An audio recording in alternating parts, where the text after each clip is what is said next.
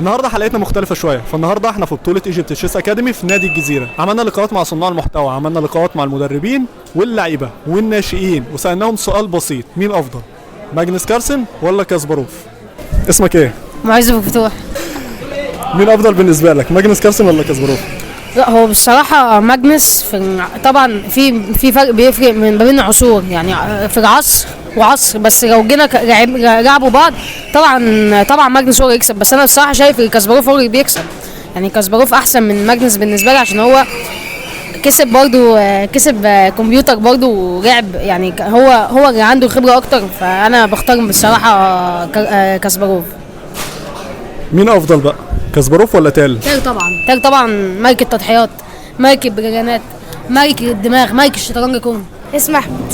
أحمد يا شباب دلوقتي هو الأول تحت 12 صح؟ الحمد لله. بكام نقطة؟ 6.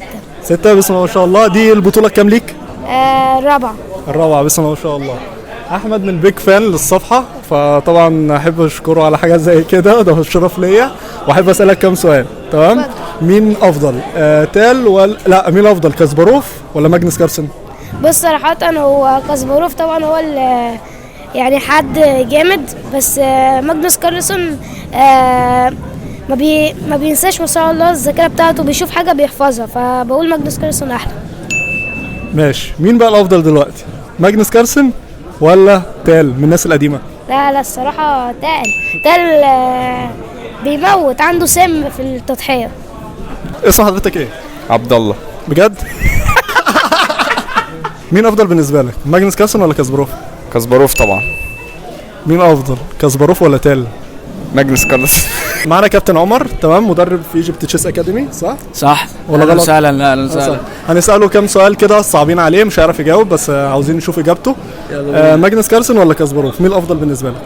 بالنسبه لي كاسباروف، لان الزمن بتاعه اصعب بكتير، ما كانش فيه انجن، ما كانش فيه كمبيوتر، كان كلها يعني بشري، اللاعب بيلعب، ما فيش تدخل من الكمبيوتر ولا اي حاجه. لا كاسباروف طبعا. طيب مين افضل؟ كاسباروف ولا تال؟ كاسباروف ولا تال؟ ماجنس كارلسن. محمد. مين افضل؟ كاسباروف ولا ماجنس كارلسن؟ ماجنس كارلسن. طب مين افضل؟ تال ولا ماجنس كارلسن؟ تال. اللي هو الفئة القديمة ان هو كان جماليا هو احلى، لكن كارلسن طبعا اعلى تقييم في التاريخ وكده. معاذ مصطفى. مين افضل بالنسبه لك؟ ماجنس كارلسن ولا كاسباروف؟ صراحة أنا شايف من ناحية اللي هو كلاعب متكامل ماجنس كارلسن صراحة، بس في حتة بحسن كاسباروف متفوق فيها عن ماجنس في ناحية الكالكوليشنز. بس انت بتفضل مين اكتر برضه؟ ماجنس صراحة. طيب مين افضل؟ ماجنس ولا تال؟ في برضه حبة يعني حاسس تال حبتين برضه، بس برضه افضل ماجنس اكتر، بس تال ككرياتيفيتي لاعب خرافي، يعني حاجة تانية. يعني كده ماجنس يكسب الاثنين. يوسف. مين افضل بالنسبه لك؟ كاسباروف ولا ماجنس كارلسن؟ اكيد ماجنس طبعا، عشان هو كان لاعب متكامل، وبرده قبل كده اتعادل مع كاسباروف وهو عنده 9 سنين. جامد. مين بقى الافضل؟ ماجنس كارلسن ولا تال؟ بصراحه ماجنس عامه. بس انت اصلا بتحب تال ولا بوبي فيشر؟ اكيد بوبي فيشر. ايوه انت كده عشان كده كسبت ماجنس الاثنين صح؟ سيف. هنسألك سؤال بسيط: مين افضل؟ كاسباروف ولا ماجنس كارلسن؟ ماجنس. طيب مين افضل؟ ماجنس كارلسن ولا تال؟ ماجنس. انت ليه شبه باسم امين؟ يا ريت والله، يا ريت والله، يعني يسمى بقى ربنا والله. طب ليه مش تال؟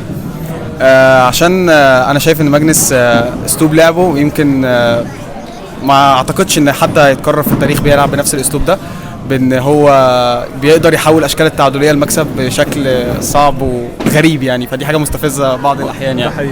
ده حقيقي. شكرا. سلمى. مين افضل؟ كاسباروف ولا ماجنس كارلسن؟ كاسباروف. طيب مين افضل؟ كاسباروف ولا ميخائيل تال؟ كاسباروف. اسمك ايه؟ حمزة. مين افضل؟ هنسألك سؤال بسيط: مين افضل؟ ماجنس ولا كاسباروف؟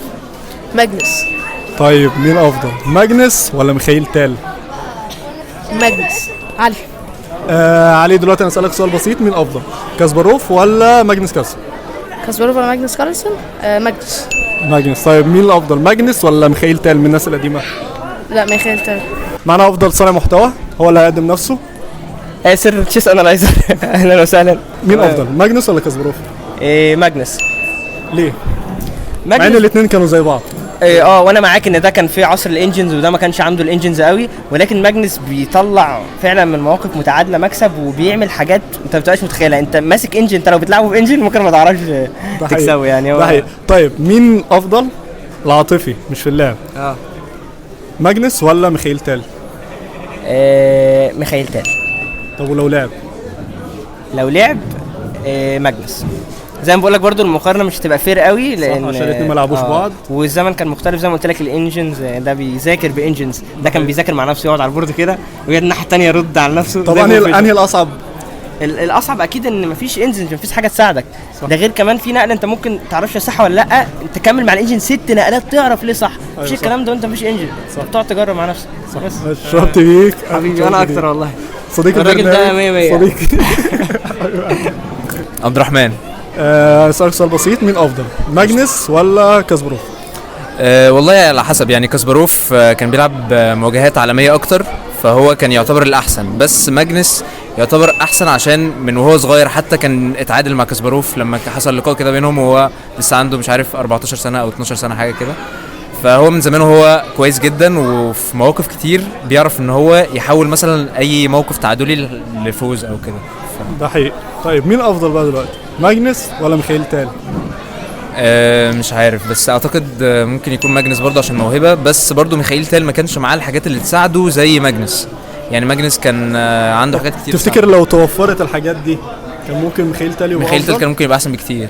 كان ممكن يبقى احسن بكتير اعتقد، بس ممكن ماجنس احسن حد بيفنش اند جيمز في التاريخ. ده حقيقي. ملك الاند جيم. ملك الاند جيم فعلا زي ما بيتقال عليه.